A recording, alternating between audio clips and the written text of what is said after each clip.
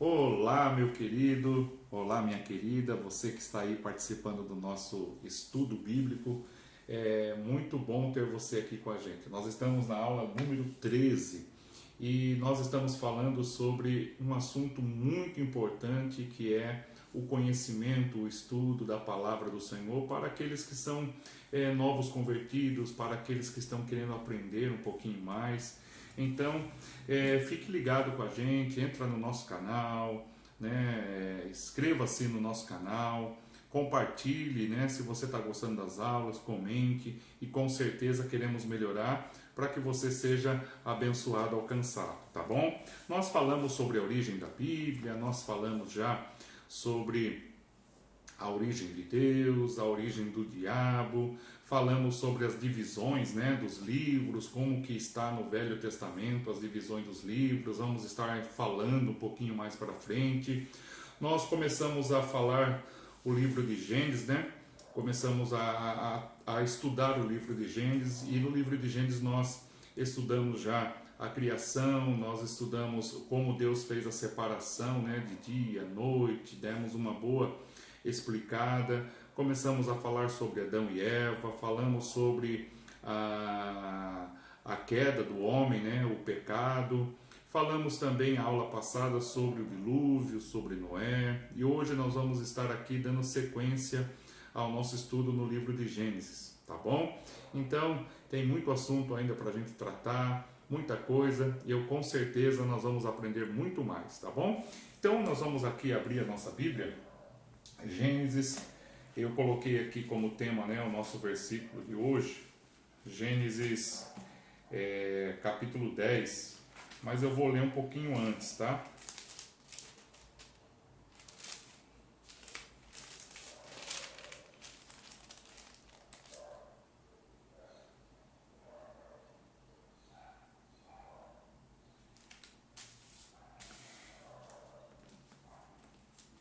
Eu quero falar aqui, nós terminamos a aula passada, eu quero citar aqui um versículo, né?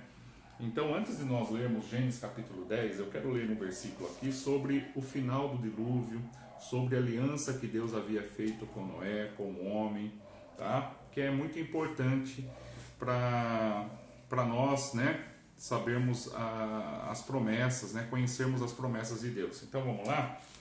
Então, Gênesis capítulo 8 diz assim, ó, 8, versículo 18. Então Noé saiu da arca com sua mulher e seus filhos e as mulheres deles, e todos os grandes animais, os pequenos que se moveram ao chão e todas as aves.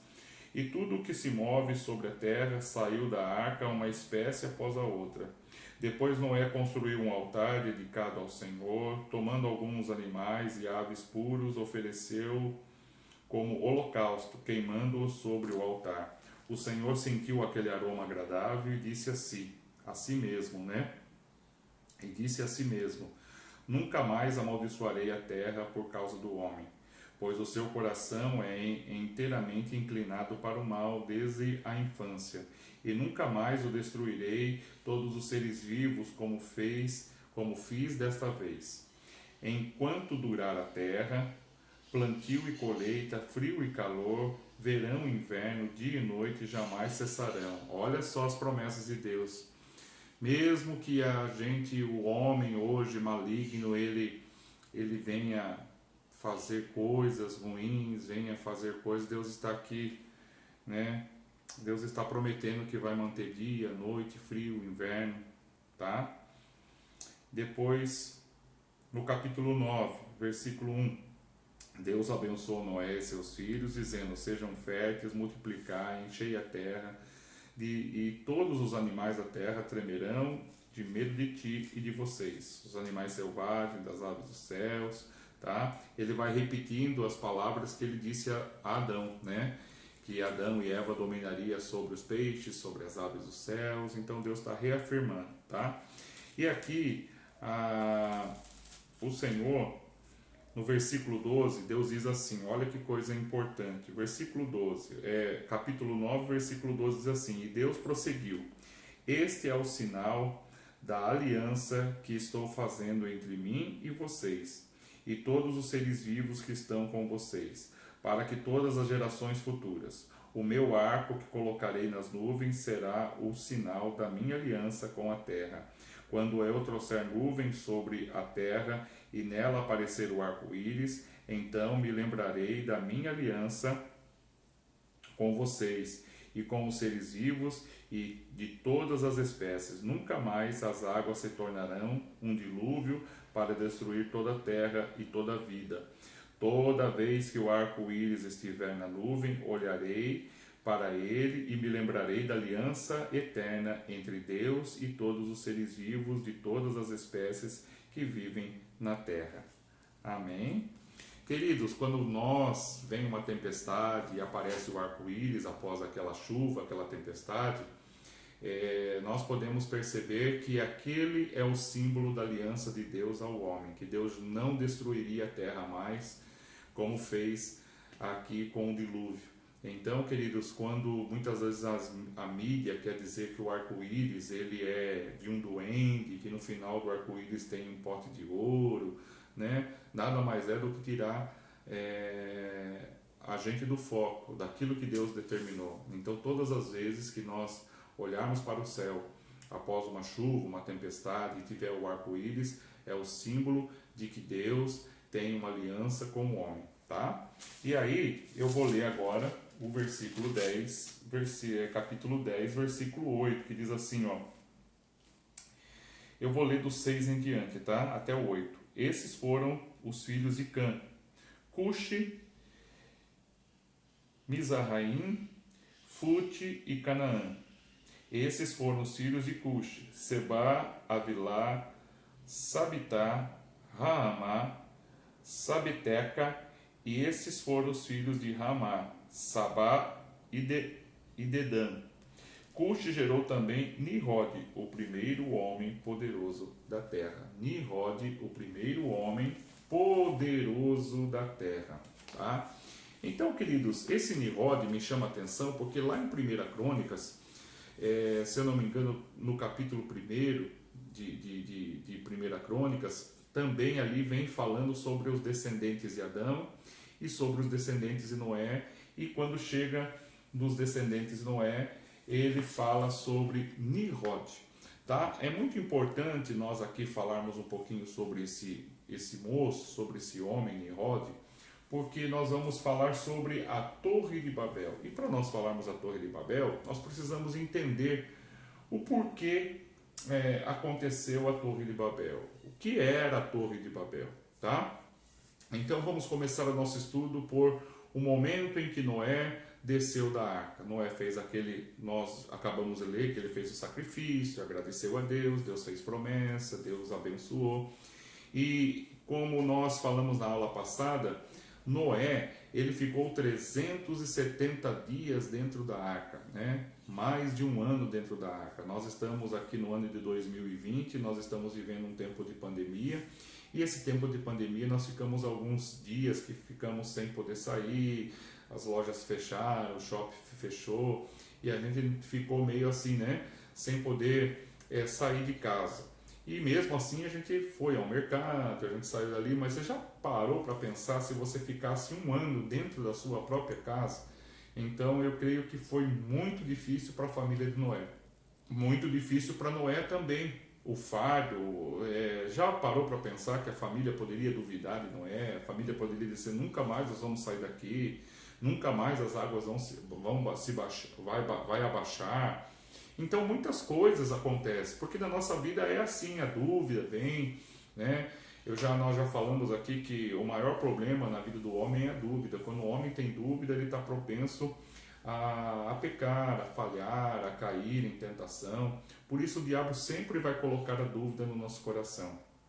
E aqui nós percebemos que quando Noé ele nasceu, ele desceu da arca, ele começou então a multiplicar, a plantar, a semear, né? E ele fez ali uma plantação de vinhas. E quando ele terminou essa plantação de vinhas, porque esses dias eu estava pregando na igreja sobre o Evangelho de São João, capítulo 15, que o Senhor Jesus fala assim, eu sou a videira verdadeira e o meu pai é o agricultor.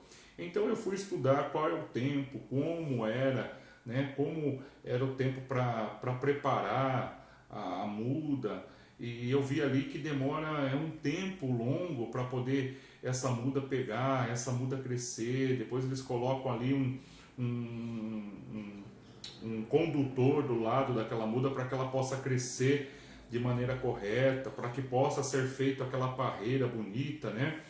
E quando as uvas começaram a brotar, a Bíblia fala que Noé ele pegou e logo foi lá, fez um vinho, bebeu um vinho, porque o povo judeu, querido, ele gosta, uma das coisas que, um dos costumes do povo judeu é que para se ter prosperidade, para se alegrar com as bênçãos de Deus, com a vitória, ele se alegra com vinho.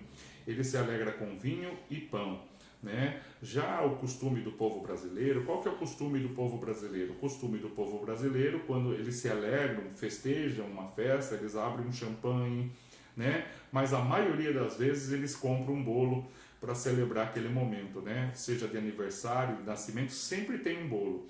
E tem pessoas no nosso costume brasileiro que diz assim: não posso ir embora da festa, porque se eu for embora antes de cortar o bolo fica chato. Mas depois você pode notar que o bolo é o último evento que acontece na festa de qualquer pessoa, porque a pessoa sabe que quando cortar o bolo, as pessoas vão comer o bolo e já não tem mais nada o que fazer naquela festa, as pessoas já vão embora. É costume, tradição. E para o povo judeu, é o vinho e o pão, duas coisas que são importantes para eles. Então, essa cultura, essa tradição já vinha de geração em geração. E o vinho é o simbolismo da alegria, da prosperidade. E Noé fez isso. Só que o vinho em excesso, ele causa o quê? Uma embriaguez. E Noé ficou embriagado, entrou na tenda, tirou as suas vestes, tirou a sua roupa, ficou nu. E era muito vergonhoso, principalmente naquela época de Noé, um filho ver o pai nu, um filho ver a mãe nu. Então havia um costume naquela época da maneira do seguinte: quando o pai estivesse nu, o filho não podia olhar para o pai, eles sabiam disso. E Noé, aqui eu fiz questão de colocar aqui os filhos de Noé, os que desceram da arca, Sem, Cã e Jafé. Eram os 3 filhos que acompanharam o pai nessa jornada, nessa caminhada de fé. E Cã, ele viu o pai e saiu contando para os seus irmãos que o pai estava lá, que o pai estava nu, rindo, zombando. E os irmãos correram, pegaram o lençol, cada um ficou de um lado, esticaram o lençol um do lado, um do outro, entraram de costas, jogaram o lençol sem olhar para o pai, respeitando o pai. No outro dia, quando Noé acorda, Noé fica sabendo de tudo o que aconteceu. Então Noé vai e lança uma palavra de maldição para Cã. Maldito será Cã. Você vai servir a Sem, vai servir a Jafé, toda a tua descendência será maldita. Então ali naquele momento Noé amaldiçoa, começa um trajeto, começa uma situação complicada na vida de Cã, né? E aqui eu fico feliz pela Bíblia, porque a Bíblia ela não fica jogando nada por baixo do tapete, a Bíblia sempre expõe. Colocou essa fraqueza de Noé, colocou essa dificuldade, porque Noé ficou furioso e acabou amaldiçoando o filho. Quantas vezes nós ficamos entristecidos com alguma coisa, irado com alguma coisa, a gente já vai falando, a gente já vai maldizendo, isso é natural. Somos falhos e temos as nossas fraquezas. Quem aqui não tem uma fraqueza? Você que está nos assistindo, que está participando dos estudos, quantas vezes o inimigo pegou na tua fraqueza, o inimigo trabalhou conhecendo, porque ele fica ao nosso redor, né, ao nosso derredor, tentando achar uma situação para que ele possa pegar a gente naquele ponto.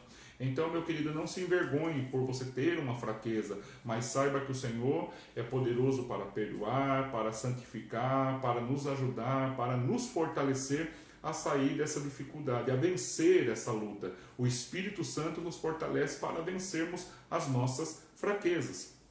E quando ele amaldiçoa Cã, ali parece que aquele momento ali ficou ali, mas aquela maldição acompanhou a vida de Cã, né? Tanto que foi acompanhando aquela palavra, tanto que Noé, né, morreu, tanto que Sem, Jafé, o próprio Cã morreu, mas aquela maldição acompanhou os descendentes de Cã, foi acompanhando, até que de Cã nasceu esse moço aqui chamado Nimrod, tá? E ele foi considerado o primeiro homem poderoso da terra, tá? O primeiro homem poderoso da terra. A Bíblia fala muito pouquinho dele, mas quando nós estudamos Nimrod, nós vamos perceber que ele foi o construtor da Torre de Babel. Então, quando eu li a Torre de Babel, eu li lá a passagem da Torre de Babel, ela fala sobre um movimento que eles fizeram na terra, né? A intenção de construir algo. Veja aqui, vamos ler o texto e depois nós vamos comentar esse texto, tá? Então vamos lá. Então a Bíblia, capítulo 10, versículo 11, diz assim, capítulo 10, versículo 21, diz assim: Sem, o irmão mais velho de Jafé, também gerou filhos, e Sem foi antepassado de todos os filhos de Eber. Tá? E foram os filhos de Sem, ele vai dando aqui a descrição, tá? E eu chego aqui no versículo 32, que diz assim: São esses os clãs dos filhos de Noé, distribuídos em suas nações, conforme a história da sua descendência, e a partir deles os povos se dispersaram pela terra depois do dilúvio. Então, esses versículos do 10 aqui, eles enfatizam a multiplicação e o crescimento. Do capítulo 11, ele narra a história da Torre de Babel, tá? Então vamos ler o capítulo 11. No mundo todo havia apenas uma língua, tá? Guarda isso, no mundo todo havia apenas uma língua. Um só modo de falar. Saindo os homens do Oriente, encontraram-se uma planície em Sinear, e ali se fixaram.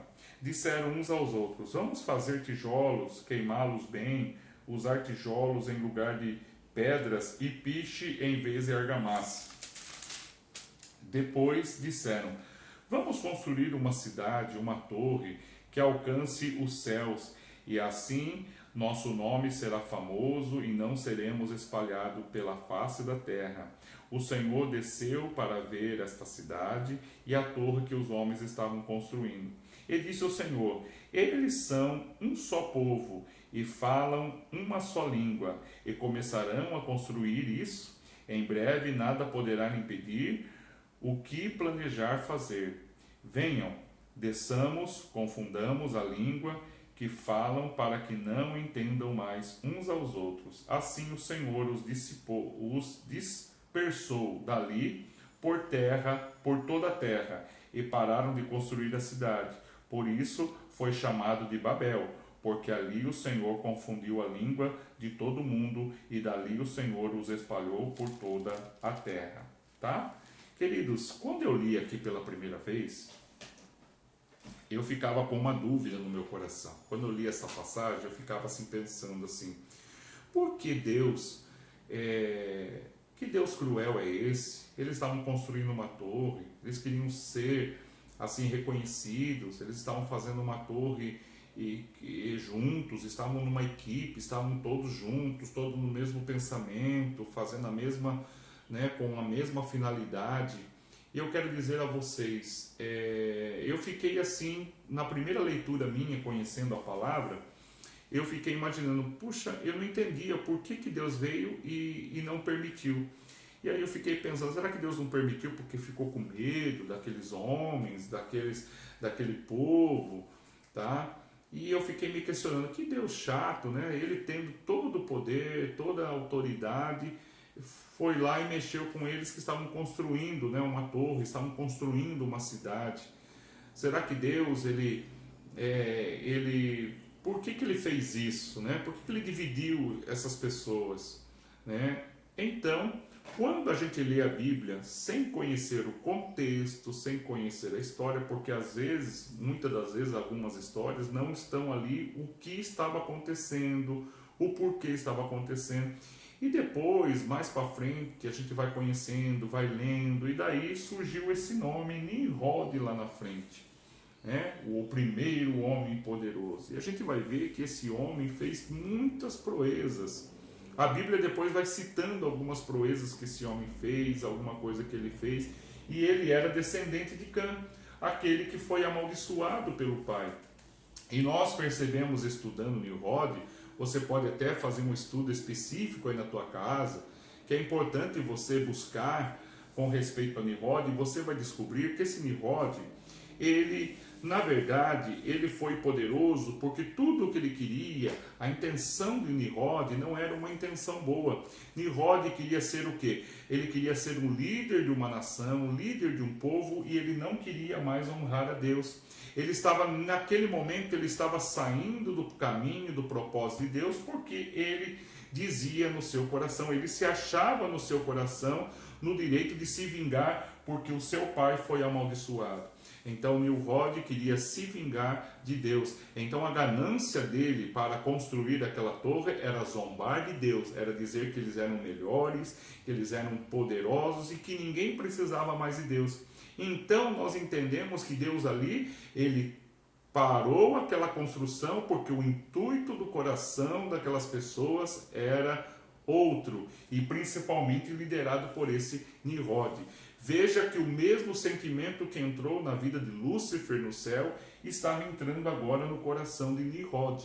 Veja que ali por trás o diabo estava mais uma vez trabalhando para formar um povo, para tirar aquele povo da presença do Senhor.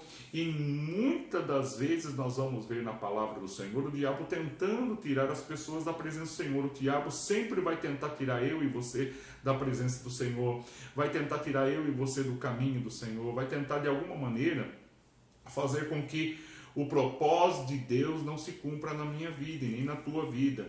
E quando eu falo de propósito, eu não estou falando de destino. Tem pessoas que acreditam em destino.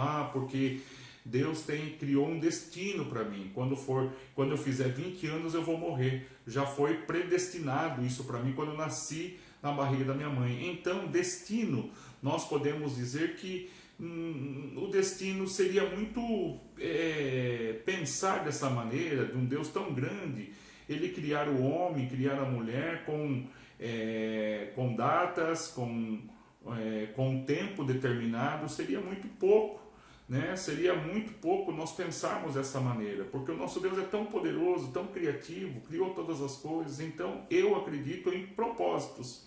Deus, quando nós nascemos de um propósito. O que é um propósito? É o melhor de Deus para a minha vida. Mas às vezes algumas dificuldades no meio da caminhada, algumas escolhas, algumas coisas que nós fazemos no meio da caminhada e tem muitas coisas que nós vamos morrer sem compreender. Tem muitas coisas que nós só vamos entender lá no céu perguntando para o próprio Deus. Então tem coisas que nós não vamos conseguir explicar. Uma delas, que é uma das perguntas que nós temos bastante, é a morte. A única coisa que nós sabemos, minha mãe dizia muito isso, a única certeza que eu tenho é a morte. A morte vai chegar na minha vida um dia. É a única certeza da vida. Mas nós não entendemos como a morte vai chegar e que dia a morte vai chegar. Mas nós sabemos que isso é uma consequência do pecado de Adão, porque Deus disse assim: a partir do momento que vocês comerem da árvore do bem e do mal, vocês certamente morrerão. Era isso que Deus havia falado, que a partir daquele momento que o homem escolhesse um outro caminho, escolhesse o sentido de viver, de aprender, uma outra posição da vida, porque Deus colocou ali no Jardim do Éden um homem com todas as coisas, ele poderia viver ali para o resto da vida, nós poderíamos estar lá, a partir do momento que nós não decidíssemos escolher o outro lado.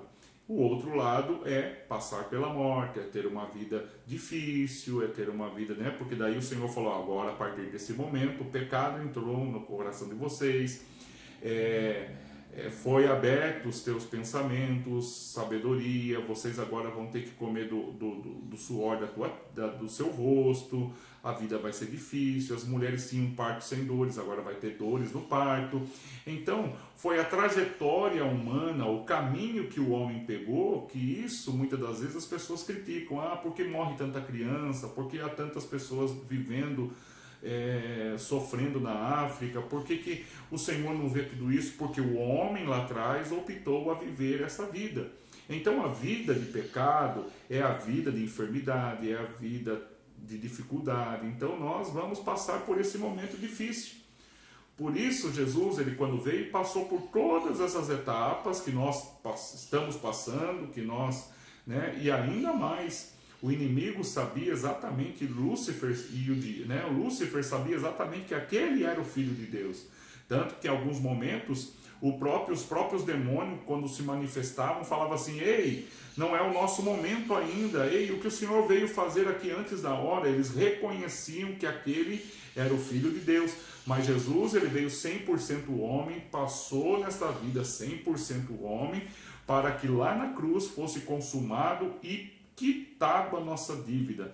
Porque quando Adão e Eva pecou, ficou uma dívida. E a chave da vida e da morte ficou na mão do inimigo, ficou na mão de Lúcifer. O homem estava envergonhado, mas quando Jesus morreu, a morte não pôde levar Jesus, porque o direito, quando ele passou pela morte, era o direito da morte recolher o Senhor. Mas ao terceiro dia, a morte teve que devolver o Senhor, porque não havia nele pecado. Porque ele veio, se fortaleceu, ficou 100% homem, sofreu 100% homem, e o sacrifício dele está valendo nas nossas vidas até os dias de hoje. Então, quando hoje nós pecamos, nós não precisamos matar e sacrificar um animal inocente. Jesus foi o cordeiro inocente que morreu pelo meu pecado e pelo seu pecado. Então, hoje nós temos o sangue de Jesus para nos purificar de todo o pecado. Mas, voltando para a nossa palavra aqui, eu saí um pouquinho do tema central, que é a Torre de Babel, para explicar a intenção do coração de Nimrod. Quando você ler na tua casa, você vai falar assim: por que Deus entrou e separou as pessoas? Porque Deus causou isso? Por causa da intenção do coração de Nimrod. Então, queridos, nós vamos ser julgados não por aquilo que fazemos, pelos bons feitos, se eu ajudei os pobres, se eu fiz isso, se eu fiz aquilo. São boas ações que precisamos fazer, mas o Senhor vai nos julgar, não nem pela aparência, pelo poder que temos, pelo conhecimento que temos, mas aquilo que está dentro do nosso coração. Por isso que quando Deus tira aquele povo do Egito e leva para o deserto, uma caminhada de 11 dias, o Senhor poderia levar o povo pelo caminho tranquilamente, por 11 dias o povo já chegaria na terra prometida, mas levou 40 anos. Por que levou 40 anos? Porque Deus queria tirar o Egito do coração do povo. E Deus chegou à conclusão que mesmo naquela situação de deserto, o povo não se arrependeu, e o povo ainda 40 anos, 20 anos, 30 anos no deserto, aquele povo queria ainda voltar a viver na escravidão no Egito. Então, queridos, a gente vê que a maior dificuldade é tirarmos do nosso coração aquilo que nos atrapalha. Por isso que nós temos o Espírito Santo hoje para nos ajudar. E Nimrod estava posicionando aquelas pessoas a se vingar de Deus. O Deus que havia amaldiçoado o seu antepassado Cã. Né? Ele queria ser melhor do que Deus, ele não acreditava em Deus, ele não queria. Então, naquele momento, Deus teve que intervir, porque Deus está no controle de todas as coisas. Deus entrou, interviu, e ali nós podemos ver, aqui falamos sobre os descendentes de Cã, falamos já sobre os filhos de Noé, né? Sem, Cã e Jafé, e falamos sobre a bênção e a maldição. Então, Nimrod queria se vingar desta maldição que foi posta sobre o seu antepassado, tá? E eu queria falar aqui o último item desta aula, que fala sobre as várias línguas. Você sabia que, né, quando Noé começou a multiplicar e começou as nações, havia uma língua só na terra. E então, quando eles estavam construindo, todos eles ouviam falar, todos eles se comunicavam numa só língua. E Deus veio e misturou as línguas ali. Ali eu posso dizer aqui, brincar aqui com vocês, que ali surgiu o quê? O francês, ali surgiu o espanhol, ali surgiu o inglês, ali surgiu, como que eu posso dizer, o grego, podemos dizer aí a linguagem tanto do hebreu, né? Tantos outros povos que nós conhecemos aí, né? Que tem línguas diferentes que a gente hoje fica aí aprendendo a falar, né? O japonês, o chinês, né? Então a gente vai aprendendo. E os povos ali começaram o quê? A se separar. Então cada um que falava na língua que eu conseguia ouvir se ajuntava. Então eles foram se ajuntando e aí decidiram sair dessa terra aqui e foram cada um procurar uma terra e construir uma cidade, e ali se começou um novo povo, ali se começou uma nova cidade, ali se começou o povo que falava a mesma língua. Porém, Nimrod foi derrotado nessa situação pelo próprio Deus, tanto que Deus ele vem e mistura as línguas, tá? Então ali não é a mistura das línguas e a divisão das pessoas, cada um para um lado, dividindo a terra, dividindo cada povo no seu lugar, cada terra tem o seu povo. Tá? Eu espero que essa aula possa ter trazido a você o conhecimento, eu espero que você tenha entendido, e boa leitura, e eu te espero na próxima aula. Que Deus te abençoe.